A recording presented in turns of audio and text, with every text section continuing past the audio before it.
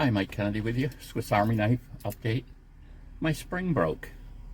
Of course, I have no idea how old this tool is, how it was used or anything. Yard sale fine. But this little piece in here supposed to go up, and this is where it broke, and there's another piece. So it provides a spring action. Now the scissors will still work, but they don't. I mean, that's definitely not as convenient because you have to physically open them each time.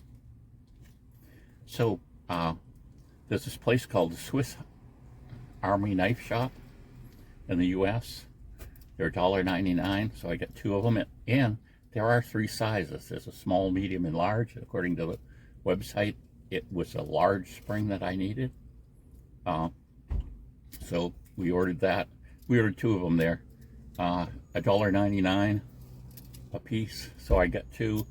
And it's funny, the shipping was $4.50 and they were $4. So I paid more for shipping than the item. Now I was going to get some other items, but they're out of stock. I thought since I'm getting the plus scales with the pen, I might as well get a pen too. And then I excuse me, I would really like to get the oil that's made for this, and both those 2 items they were out of stock on. So I put a little blurb. They have a little thing notify when they have stock again. But I noticed a lot of places that have things for these are out of stock. Now they offer this kind of this, I don't know what you'd call, maybe a consumer repair kit, because it just has the items that you might lose. It's got the toothpick, it's got pens, it's got tweezers, the lanyard rings. I'm